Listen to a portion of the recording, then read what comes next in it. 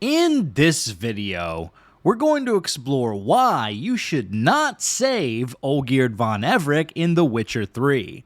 We'll discuss the main reasons why Olgierd does not deserve redemption, as well as some personal reasons why Geralt may not want to get involved. So buckle up, grab some iced coffee, and let's play Hearts of Stone in The Witcher 3. What's up, everyone?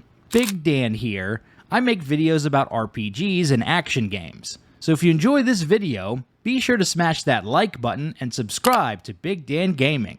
Without further ado, let's dive right in. Helping Olgierd escape his pact with Gaunter O'Dimm is generally seen as the best ending to the Hearts of Stone expansion in The Witcher 3. Olgierd is a tragic and tortured figure who has paid dearly as the result of his ill-fated deal with Master Mir, and Geralt can play the role of a hero by quite literally saving his soul. But should he do it? While Olgierd's situation is certainly lamentable, there are a lot of compelling reasons why we shouldn't intervene to save him. For starters, Olgierd had no qualms about sending Geralt to his death at the beginning of the DLC. He failed to mention relevant details about the monster contract, such as the fact that it was actually an Ophiri prince whom Olgierd had cursed to become a giant toad. Olgierd knew what would likely happen to Geralt if he slew said prince and got caught by the Ophiris, and had it not been for the intervention of Gaunter O'Dimm, Geralt would have most certainly faced the gallows. So we don't exactly get off to a good start with Mr. Von Everec, but perhaps these oversights could be forgiven. Olgierd didn't deliberately display any malintent with Geralt, it's just that Geralt was the one who happened to take his contract, but there are a number of other people whom Olgierd intentionally harmed along the way. Olgierd is an incredibly spiteful and vindictive person who made many enemies over the years. For starters, there is the aforementioned Ophiri prince, whom Olgierd cursed. Sure, he didn't intentionally convert him into a toad, since he said he didn't expect the curse he uttered to actually occur, that's if we can take his word for it, but he did put a hit out on the man after he became a monster. And while he didn't wield the blade that slew the prince, he is responsible for his death. Then we have Olgierd's father-in-law. Olgierd never saw eye to eye with his wife Iris's family. Coming from a wealthy bloodline, Iris's family had high standards for who their daughter would marry. So when Olgierd's family lost all of their wealth through a combination of bad business deals and poor harvests, Iris's family demanded that the marriage come to an end. This sent Olgierd into a fit of rage, during which he fatally struck Iris's father and ordered his body to be devoured by hounds. You will not command us. You will... Father! Father! No! Servants, take this carcass and feed it to the beasts. And then we have the Borsodis, whom Olgierd blames for his family's misfortunes. The Borsodis entered into a lopsided business deal with the Von Everecs, which was a main contributing factor to the family going essentially bankrupt. But contracts require the consent of two parties, so are the Borsodis entirely to blame for the way things turned out? They're certainly not completely blameless, but the Von Everecs hardly managed their business as well. One of the wishes that Geralt needs to fulfill is obtaining the house of Maximilian Borsodi. Olgierd sought to obtain the elder Borsodi's will so that he could ruin his sons and force them to lose their auction house. But he was going to save the children with that money. Hold up. While this is true, Olgierd explicitly says he didn't give a flying fuck about that. This was purely about revenge. Aim to deliver those papers in the right hands. Borsodi would have landed in the streets. The hospital would have gotten the funds it needs to treat orphans and beggars pro bono. Awfully noble of you, showing so much concern for the needy. I couldn't give a rat's ass about the needy. Made her wither and disappear along with the city. I wanted one thing. Revenge.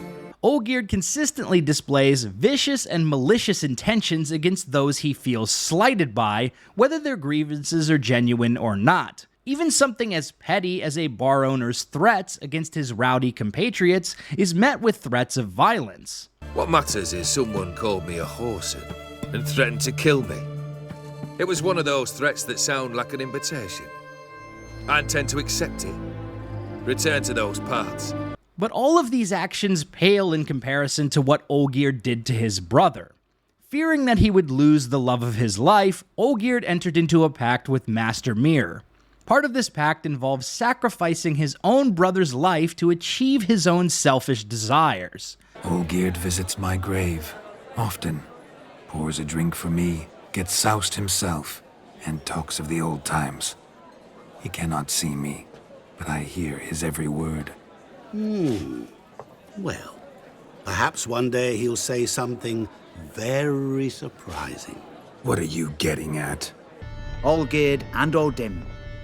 A meeting at a crossroads. A wish. A pact signed in blood. And a price to be paid. Olgierd was to sacrifice one he loved. O'Dimm delights in difficult choices. He knew Olgierd loved two in this world. His betrothed and his brother, Vladimir.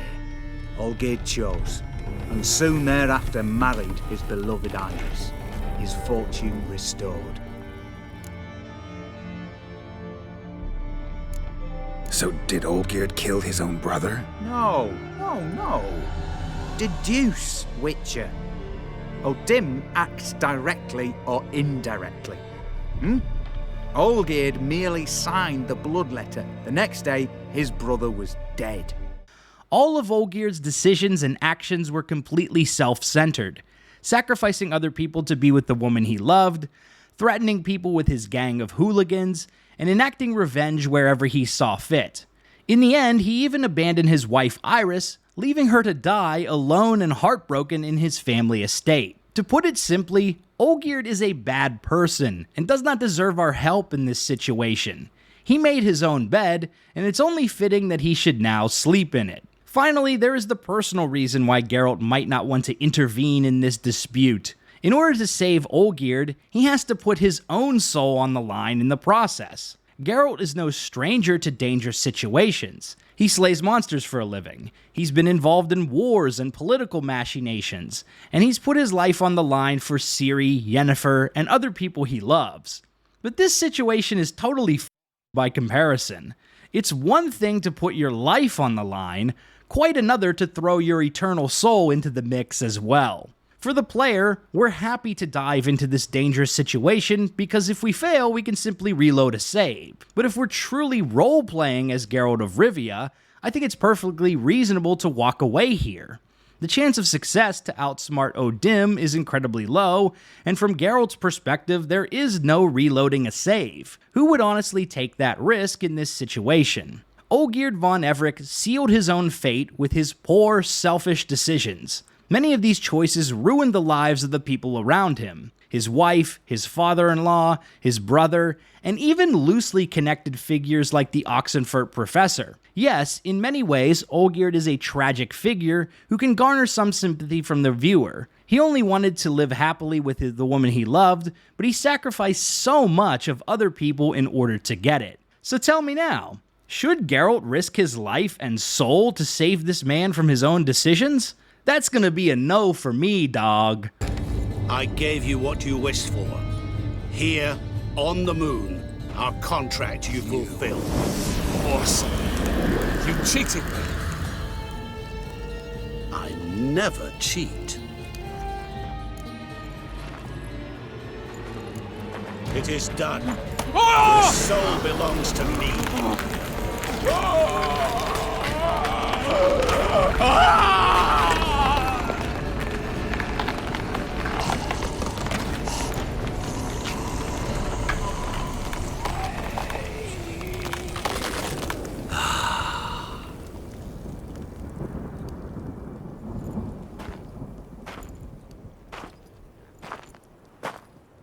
At last, it's over. We must meet again one day. Business with you is pure pleasure. Gonna remove the brand? Ah, right away. Done. Now, tell me what reward you've chosen. Don't want a thing from you. Are you certain? I am capable of a great deal. Never been more sure. Goodbye, O'Dimm.